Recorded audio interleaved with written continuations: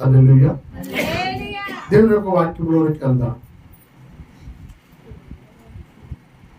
Ruth గ్రంథము 2వ అధ్యాయం 2వ వచనం నుంచి మనం చదువుదాం ఒకసారి.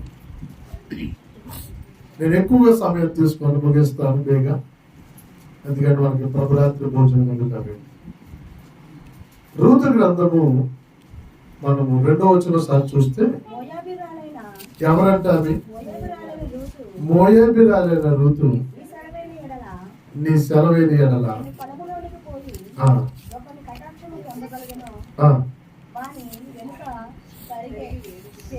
పరగ వేరుకుందును నయోమితో చెప్పగా నా కుమారి పొమ్మని. ఇక్కడ మనం చూస్తే పాపం ఆవిడకి ఆ పరగ ఏరడం కూడానికి రాదు. పొలం పని అనేది తెలియదు. తన అమ్మగారి ఇంటికాడ ఉన్నప్పుడు ఎలా జీవించదో తెలియదు, కానీ అత్తవారి దగ్గర ఉన్నప్పుడు మాత్రం అసలు అలాంటి పనులు ఏమి కూడా అది చేసినట్లుగా మనము చూడబోతున్నాము.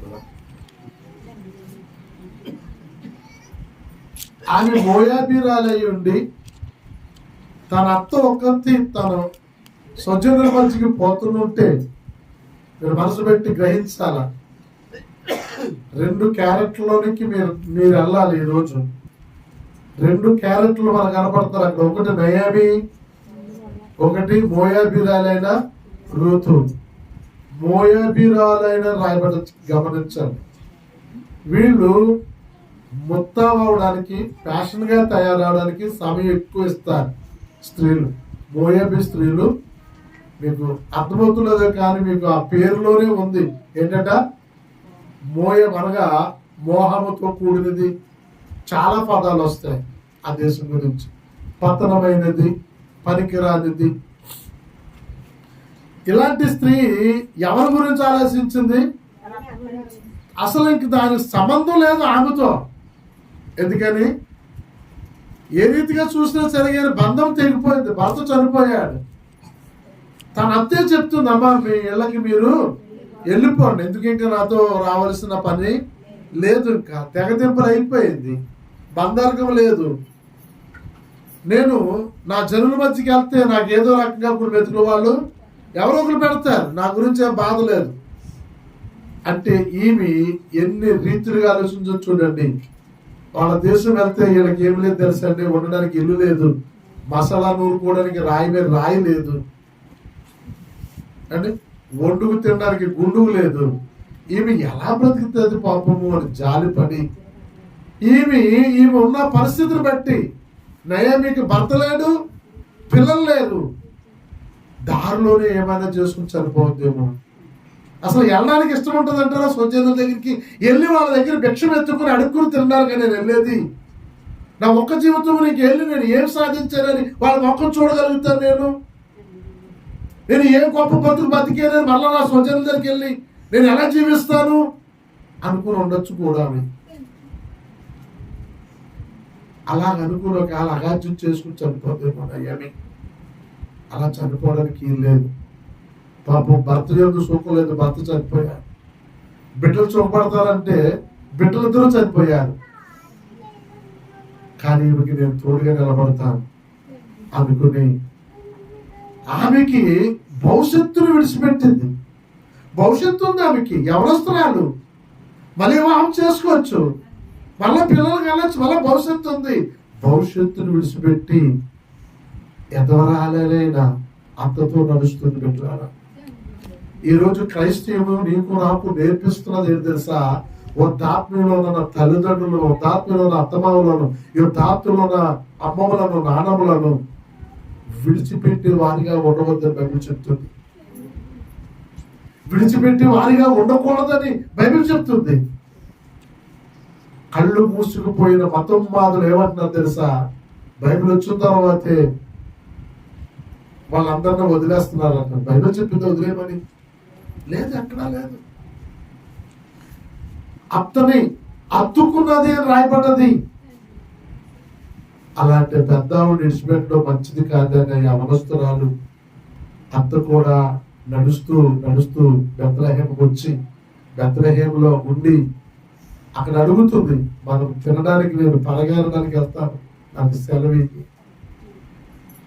ఏమంటే రావడంటే వచ్చేది. కానీ ఇక్కడ ఎవరి చేలోకి వెళ్ళాలి, ఎవరి పొలం తెలుసు ఆమెకి.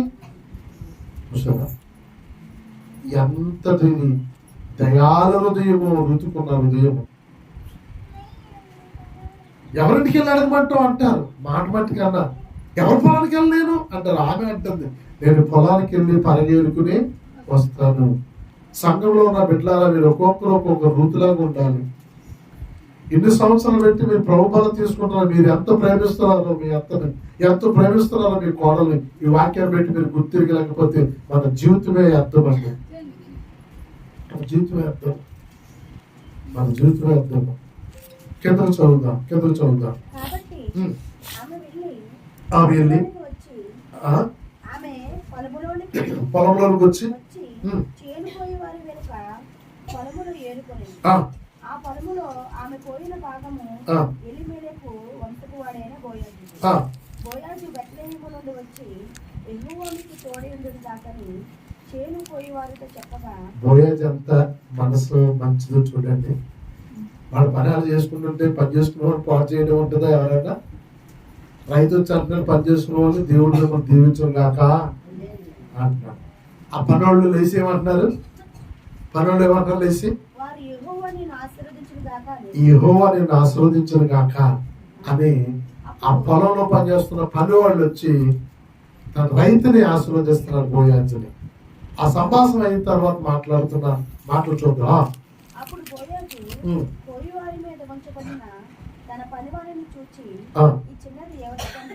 ఈ చిన్నది ఎవరు? కొత్తగా కనపడుతుంది ఆయనకి. ఇక్కడున్న ఈమె ఎవరు అని ఆ పనివారిని అడగగా,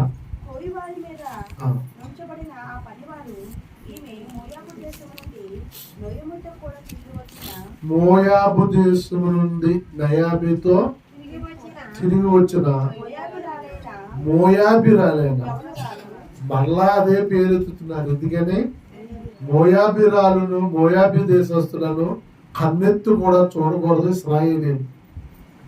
అది నిత్య నిబంధన. మోయాబిరాల ఇశ్రాయేలీయులకి సంబంధం లేని జనులు. అలాంటి జనుల దగ్గరికి వీళ్ళు వెళ్ళిపోవడమే కాకుండా ఆ జనుల్లో కుమార్తెలను పెళ్లి చేసుకున్న వాళ్ళని వాళ్ళ కుటుంబాన్ని పక్కన వచ్చింది. ఒకటి వెళ్ళిపోవడము, దేవుని సావాసం విడిచిపెట్టి దేవుని సంఘాన్ని విడిచిపెట్టిపోవడం ఒక నష్టం జరిగితే, వాళ్ళ అన్య స్త్రీలను వివాహం చేసుకోవడం మరొక నష్టం జరిగింది. ఇక్కడ బోయాజుతో తన పనివాడు చెప్తున్నాడు, ఈమె మోయాబిరాలు.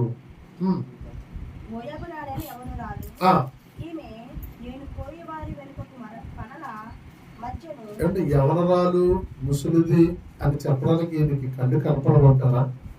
అసలు నా ఉద్దేశం నేను అడుగుతున్నాను. ఈ 4 రిఫరెన్స్లు నేను ఉదయాన్ని చదువుతుంటే నిజంగా చాలా దుఃఖం కలిగింది. ఈమె యవనరాలు అంటున్నాడేంటి? మేస్త్రి చెప్తున్నాడు, పనివారి మీద నియమించిన మేస్త్రి చెప్తున్నాడు. ఆమె పొలంలో పనిచేస్తుంది. పొలంలో పనిచేస్తుందో ముసలిలో ఎవరిదో తెలియదా? ఆమె యొక్క శరీరము కనిపించకుండా, యూదుల యొక్క ఆచారం తెలుసా? ముఖానికి ఏమండి మొత్తం శరీరం అంతా ముసుగు ఉంటుంది. మనుషులకు కనిపించకుండా చాలా ముసుగుతో మెయింటైన్ చేస్తారు. వాళ్ళు కనిపించరు. ఆమె పెద్ద వయసు తెలీదు, యవనస్తురాలు తెలియదు. అందుకని ఈయన చెప్తున్నాడు, ఆమె యవనస్తురాలు. ఎందుకని? ఈయన తనతో పాటు పనిచేస్తున్నాడు కాబట్టి ఆమె మంచిల కాలతో మంచినీళ్ళు ఇస్తాడు.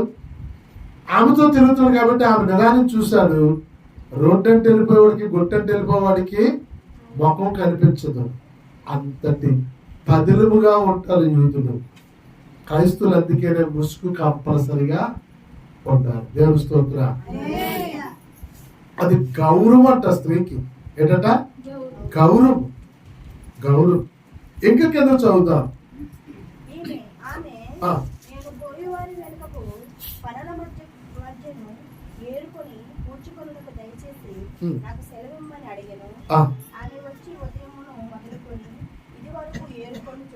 మాత్రం ఆమె వెంట ఉండేనని వాడు చెప్పాను. అప్పుడు బోయాజు రూతుతో, నా కుమారి, నా మాట వినుము, వేరొక పొలములో వేరు కొనకు పోవద్దు, దీనిని విడిచిపోవద్దు, ఇచ్చట నా పనికత్తెల యొక్క నిలకడగా ఉండేను. ఏమంటున్నాడైనా నా కుమారి. ఈ పదం మీరు జాగ్రత్తగా పరిశోధించాలి. బైబిల్లో చాలా దిక్కుల్ని భార్య అని కూడా కుమారి అని పిలిచారు. అది ముద్దు పేరు, నిక్నేం కాదు. పూర్వము పెద్దోళ్ళకి శాంతమైనటువంటి తెలుస్తుంది. మన దేశంలో మామీల్ని ఏమని పిలుచువారు తెలుసా? నానాని పిలుచువారు. చాలా మంది నానా అని పిలుచువారు. మేనమామని సొంత మేనమామని, అమ్మ తోడు పుట్టిన మేనమామని ఏమని పిలుస్తారు? మామయ్య అని పిలాలి. కానీ నాకు తెలుసు, నాకన్నా ముందు తరం వాళ్ళు పిలుచుకున్న పిలుపు నా తరంతో ఆగిపోయింది. నాకన్నా ముందు తరము మా నాన్నగారు వాళ్ళు పిలిచే తరము సొంత మామయ్యని ఏమని పిలుచుకోవాలి తెలుసా? నానా అని పిలుచుకోవాలి. మరేంటో నాకు తెలియదు. నానా అని పిలుచుకోవాలి. మామయ్య అంట తండ్రితో సమానం అంట. దేవుని యొక్క స్త్రీలు అనగా యూదుల యొక్క స్త్రీని కుమార్తెతోటి పోల్చబడి ఆ గౌరవం ఇవ్వాలంట. సొంత కుమార్తెకున్న గౌరవాన్ని పరాస్త్రీ అనే సరే కానీ స్త్రీ ఆమె కుమార్తెగా పిలాలంట. ఆ గౌరవం ఆమెకి దక్కాలంట. యూదుల యొక్క ఆచారం. అందుకనే పరమగీతాల్లో ప్రాణేశ్వరి నా కుమారి అని ఉంటుంది. ఏంటంట? కుమారి నా ప్రాణేశ్వరి. అసలు ఆ రెండు పదాలకి ఏమైనా సంబంధం ఉందా? కుమారి వేరు మన తెలుగు భాషలో, ప్రాణేశ్వరి వేరు. కానీ అంటాడు నా కుమారి ప్రాణేశ్వరి అంటాడు. అంటే కుమారి అనగా గౌరవ ప్రధానమైన పిలుపు. అక్కడ అంటాడు ఆ గౌరవంగా పిలుస్తున్నాడు ఆయన. కుమారి నీవు వేరొక పొలంలోనికి వెళ్ళకు, నా పనివారి యొద్ద నమ్మకంగా ఉండు. కింద వచ్చి చెప్తున్నాడు ఆయన. ఇంకా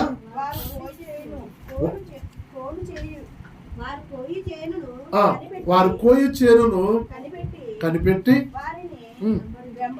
వారిని వెంబడించు.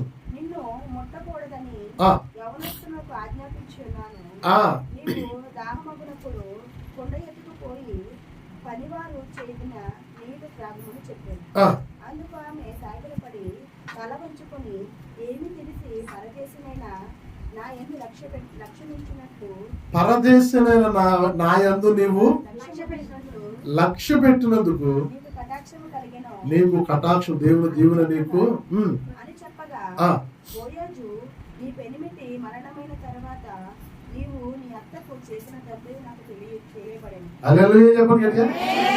గట్టిగా నోరు చెప్పండి. దేవునికి మహిమ కలుగును గాక. ఏమని తెలిసిందంట?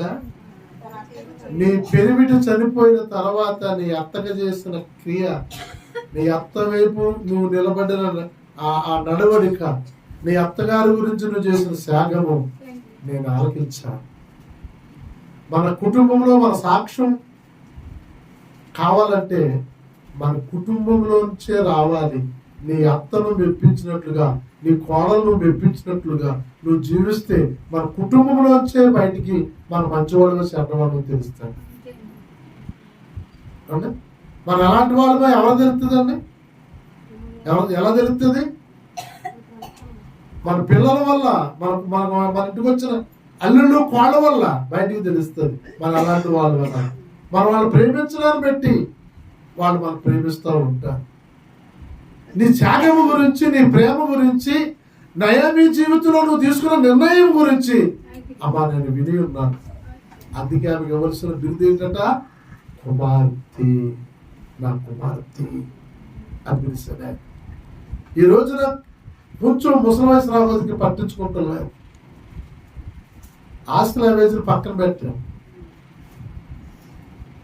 దేవుని ప్రేమ నిజంగా నీలో ఉన్నట్లయితే ఈ రోజు నుంచే నీవు ప్రేమించు.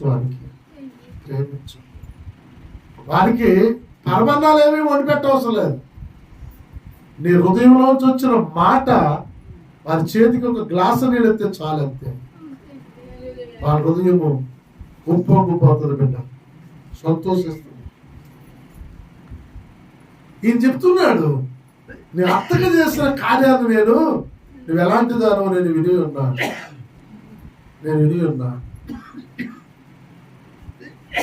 కొందరి గురించి మనము వింటుంటాం. మా వదిన గారు వాళ్ళ అత్తగారు, వాళ్ళ పిన్నత్తగారు వాళ్ళ ఆయన పెంచి పెద్ద చేసి పెళ్లి చేసింది.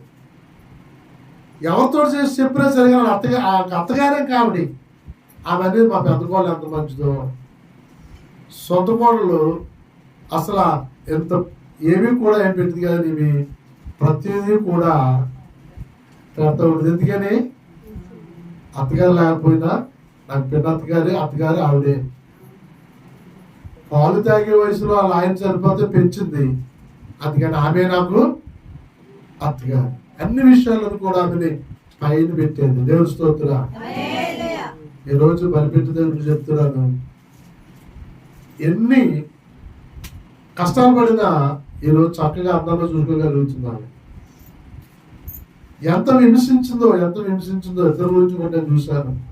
ఈరోజు అత్తగారు కన్నా ఆమె ఏమీ కూడా అంత వయసు కూడా రాకుండానే ముందుగానే దేవుడు రాజ్యానికి వెళ్ళిపోయింది. విశ్రాంతనం చేసి ఏం కూర్చిపెట్టింది, ఒక కూర్చిపెడితే మాత్రం ఏం పట్టుకెళ్ళింది, పేరు సంపాదించుకోలేకపోయింది. ఇన్ని విషయాలు ఎందుకు చెప్పాల్సి వస్తుందంటే ఈరోజు రాత్రి భోజనం మన జీవితాలు మారాలి, మన బ్రతుకులు మారాలి. ఇంకెక్కడికి చదువుతాం, నేను ముగిస్తా. చదువమ్మా.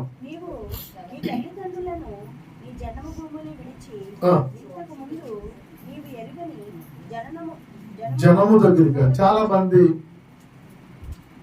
పెద్దవాళ్ళు అత్తలైన వారు కూడా ఆలోచించాలి. వాళ్ళ తల్లిదండ్రులు విడిసి, వాళ్ళ స్నేహితులు విడిసి, వారి పుట్టిన నుంచి 20 సంవత్సరాలు అలవాటు పడ్డ ఆ ఊరును విడిసి మన మధ్యకు వచ్చినప్పుడు వారిని పగవాళ్ళ చూస్తారు చాలా మంది. అక్కడ తేడా వచ్చేస్తుంది. ఏమండి, ఇక్కడ ఆయన ఎన్ని తరగతులు చదివేసాడో నాకు అర్థమవుతలేదు. ఒక కోణంలోంచి ఏమో అత్తగారిని విషయం గురించి చెప్తున్నాడు, రెండో కోణం నుంచి ఈమెను ఓదార్చినట్లు చెప్తున్నాడు. నీ తల్లిదండ్రులను విడిసి, నీ ఎరుగున్న భూమిని విడిసి, అంటే నీ జన్మభూమిని విడిసి, నీ గ్రామం విడిసి పరజన్మం దగ్గరికి వస్తుంది. అత్తారింటికి ఒక బిడ్డ వచ్చిందంటే ఏంటి, ఏదో తెలుసా, వాళ్ళ ఆచారాలు ఏంటో తెలియదు, వాళ్ళ పద్ధతులు ఏంటో తెలియదు, వాళ్ళ విధానం ఏంటో తెలియదు. కానీ మనం ఏం చేయాలి, ఇక్కడున్న అలవాట్లను, ఇక్కడున్న పద్ధతులను ఒకటొకటిగా మెల్లిగా ఆ బిడ్డకి మనం నేర్పేవారుగా ఉండాలి. కానీ మీ అమ్మ ఇలాగే పెంచుందా, మీ బాబు ఇలాగే పెంచాడంటే అక్కడే మొదలైపోతే చేదువే, అక్కడే కుటుంబాలు విడిపోవడానికి అవకాశం ఉంటుంది. దేవుని స్తోత్రం. హల్లెలూయా. ఇప్పుడు ఇంకా ఆమె పొగుడుతున్నాను అనుకోవచ్చు, లేదో కానీ నాకు చెప్పడానికి ఉదాహరణగా నేను చెప్పగలుగుతున్నాను. 2 కోడలు ఎత్తింది మా వదిన గారు. ఆ అత్తగారిని ఎలా చూసుకుందో వాళ్ళ కోడలు కూడా అలాగే చూసుకుంటున్నారు. 2 పిల్లలకి 6 సంవత్సరాలు వచ్చేది కూడా ఏరే పెట్టలేదు. ఇద్దరు వాళ్ళు అలా కలిసి ఉంటారు. అత్తగారి మీద కోడలు గొడవ లేదు, కోడలు తోడుకోడలు గొడవ లేదు. మొన్న పోయిన సంవత్సరం, ఒక సంవత్సరం కూడా అవ్వలేదు, మొన్న పెట్టారు. ఇప్పుడు ఎవరికి వెళ్ళదు ఏంటి, అలాగైనా వాళ్ళు కావాలని వెళ్ళలేదు. మీరు ఉండంటారా బాబు, ఎవరికి వెళ్ళదు ఉండంటారా? 10 సంవత్సరాలు ఉంటారంటారా? పెళ్ళి 10 సంవత్సరాలు ఒకట్లో ఉంటారా? ఇలా కలిసిపోయారు. వాళ్ళ కొంచెం కోళ్ళు కూడా కలిసిపోయారు. నిజంగా ఎందుకు ఇలా కలిసి ఉంటున్నారంటే ప్రేమించాలి. మొదట మనం ప్రేమించాలి. ఆ వచ్చిన వారిని అడుగుపెట్టిన కానీ మనం ప్రేమగా చూసుకోవాలి. ఒకవేళ చూసుకునే అనుభవాలకు లేదనుకోండి, నువ్వు ఇప్పుడు క్రైస్తవ బిడ్డగా తయారవ్వ కదా, ప్రేమించే అనుభవం నువ్వు వచ్చాయి. హల్లెలూయా. రూతు స్థానంలోకి నువ్వు వచ్చాయి. నయోమి స్థానంలోకి ఎప్పటికప్పుడు కంపల్సరిగా ఆమె వస్తుంది. దేవుని స్తోత్రం. ఆమె నయోమి స్థానంలో లేకపోతే నువ్వు రూతు స్థానంలో ఉండు. ఏదో ఒక రోజుకి నేను నయోమి స్థానంలో ఆమె వచ్చేస్తాను. ఇంకా చదువుతాం.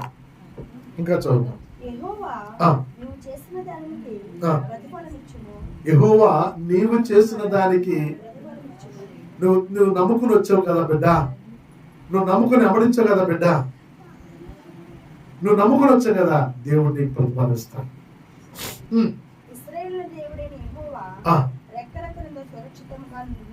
ఆయన రెక్కల కింద నిన్ను సురక్షితంగా ఉండినట్లు. ఈ రోజు రూతు కూడా బతుకుందండి, బతుకుంది. తెలుసా మీకు బతుకుందని? రూతు చనిపోతే బతుకుందా? నేను అంటాను బ్రతుకుంది.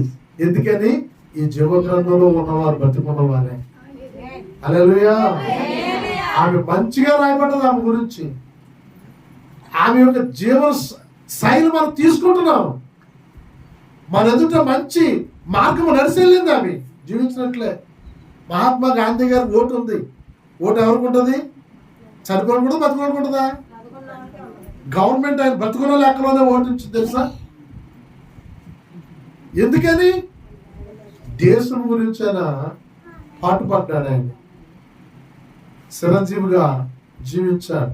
ఈమె దేవుని లేఖనములకు భిన్నముగా నడవలేదు ఈమె. అందుకని ఆయన అంటున్నాడు, దేవుడు నిన్ను సురక్షముగా నేను ఆస్వాదిస్తాడమ్మా. ఇంకా చదువుతాం. ఏమిస్తాడట? ఆమెకి ఇంకా పెళ్లి కాలేదు, ఆమె ఎదవరాలు, ఇల్లు లేదు, ఏమీ లేదు. ఆయన నోట్లో వస్తున్నా ఏమంటున్నాడు? దిగులు పడుకు, సంపూర్ణమైన బహుమానం కూడా నీకు అనుగ్రహిస్తాడు దేవుడు. నేను నీ పనికత్తులలో ఒకదానను కాకపోయినను నీవు నన్ను ఆదరించి నీ దాసులను నాకు నా యందు ప్రేమ కలిగి మాట్లాడితే కనుక నా ఎడల నీకు కటాక్షము కలిగినమని చెప్పాను. బోయాజుకు గొప్ప ఆవరిస్తాడానికి, అమ్మ మధ్యాహ్నము భోజనం అయిన సమయానికి నువ్వు ఇక్కడ వచ్చి భోజనం చేసి నీ మొక్క సిలకలో ముంచుకొని తినమని. ఇప్పుడు పనివారితో కాదు సమానంగా చేస్తుంటా. ఆమె ఏం కోరుకుంది? నీ పనివారితో కూడా సమానంగా కాని నన్ను నీ పనివారితో పని చేయడానికి ఇష్టపడ్డావు అంటే ఇప్పుడు అంటున్నాడు ఆయన, పనివారితో కాదు, నువ్వు భోజనం చేసేటప్పుడు నాతో కూడా ఈ భోజన పంక్తిలో కూర్చుని నేను తినుచున్న భోజనాన్ని నీవును తిను అని చెప్తున్నాడా?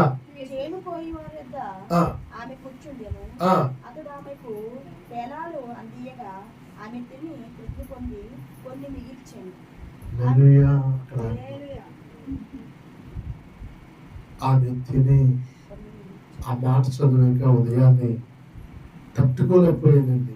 కొన్ని పదము గుడిగా పిండేశారు. ఆమె తృప్తి పొందాక కొన్ని మిగిల్చారు. ఎందుకు మిగిల్చుకోవాలి? ఇంటి దగ్గర ఒక ప్రాణం ఉంది ఆమె గురించి. ఆమె ప్రేమతో పెట్టాడు కొన్ని పేరాలు. అమ్మాయి తిప్పరాని ఆమె తిన్నది. కొన్ని తినబోతే ఆమె తృప్తి అయ్యింది, కొన్ని నీళ్లు తాగింది. ఇంకొన్ని నా ఎంత పట్టుకెళ్తానని ఆ చిన్న మాట కూడా రాసేదండి పరిశుద్ధాత్మ. మనుషుల్లో ఇంత ప్రేమ కనపడుతుంది. జంతువుల్లో 2 రకాల ప్రేమ. నేను ధ్యానం చేస్తుంటే జంతువుల్లో 2 రకాల ప్రేమ. పాలిచ్చేది ఒకటి, ఆహారం తెచ్చి పెంచి పోషించేది పక్షి జాతి ఒకటి. పాలిచ్చేది కుక్కలు, నక్కలు. ఆ ఆహారం తెచ్చి పెట్టవు. తన దగ్గర ఉన్న పాలు అయిపోయే వరకు పాలిస్తుంది, తర్వాత తన ఆహారం సంపాదించుకోవాలి. ఇది భూమి మీద 4 కాళ్ళతో నడిచే జంతువు. దీని ప్రేమ అది. ఇదేం చేస్తుందంటే పాలిస్తుంది అంతే. పక్షి జాతి ఏం చేయాలి తెలుసా? తన నోరు కట్టుకుని తన కడుపు నిండినా నిండకపోయినా మొదటగా తన పిల్లలకు పెట్టాలి. ఒకవేళ కొంచెం తిననా అంతా తినేయకుండా మరి కొంచెం మళ్ళా పిల్లలకి పెట్టాలి. నేను ఉదయాన్నే వాక్యాన్ని ధ్యానం చేస్తుంటే సృష్టిలో ఉన్న జంతువుల కన్నా భిన్నమైన ప్రేమ రూతు నయోమి మీద చూపిస్తుంది. కొన్ని మిగిల్చుకుందా? ఎంత అద్భుతం! కొన్ని మిగిల్చుకుందా. అన్నయ్యని ఎంత అదృష్టవంతురాలు.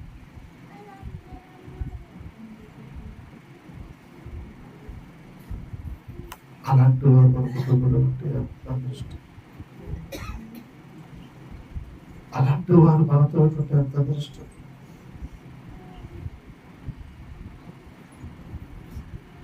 ఎవరైనా పెడితే తల్లి కూడా అంత జాగ్రత్తగా దాయలేదు. ఇష్టమైంది ఎవరైనా పెడితే గమ్ముకు నోట్లో పెట్టుకుంటాం. ఆమె కొడుకు ఆకలితో వచ్చింది. సరైన భోజనం ఆమెకి లేదు. ఆమె తినేదంటే తినేయచ్చు, కానీ ఆమె పుణ్యం మిగిల్చుకుంది. పెట్టారా? ఎలాంటి ప్రేమ, నిజమైన ప్రేమ మీ దగ్గర ఉండాలని ఈరోజు వాక్యాన్ని అనుకున్నాను. ఇలాంటి ప్రేమ మీలో చూడాలని దేవుడు ఎదురు చూస్తున్నాడు. ఇలాంటి ప్రేమ కలిగి జీవించాలి క్రైస్తవులు అని ఆయన ఆశపడుతున్నాడు. ఇలాంటి ప్రేమ మనకు ఉండాలి. అప్పుడు నువ్వు ఒక నయోమిగా, నువ్వు ఒక రూతుగా నువ్వు తయారవ్వాలి. అప్పుడు ఆ కుటుంబం చాలా సంతోషంగా ఉంటారు. ఆ కుటుంబం చాలా ఆశ్రదంగా ఉంటుంది. ఎప్పుడైనా నీ కుటుంబాన్ని నువ్వు మార్చుకుంటావా? సావిత్రి గ్రంథంలో చక్కని మాట ఉంటుంది. మూఢురాలు తన ఇల్లును ఓడబీకేను, జ్ఞానవంతురాలు తన ఇల్లును కట్టుకున్నాడు. ప్రభువు నీకు చేతులకు అప్పచెప్తున్నాడు. నువ్వు మూఢురాలువా, జ్ఞానవంతురాలువా? కొంచెం మిగిల్చుకుని పెద్ద వయసుగా ఉన్న నీ అత్తకు నువ్వు పెట్టగలిగే మనస్సుని దగ్గర ఉందా? ఒక్క నిమిషం మోకరించాలి. ఒక్క నిమిషం మోకరించాలి. అలాంటి మనస్సు కాళ్ళ దగ్గర లేకపోతే రూతు మనస్సు నీకు మన దేవుడు అడుగు.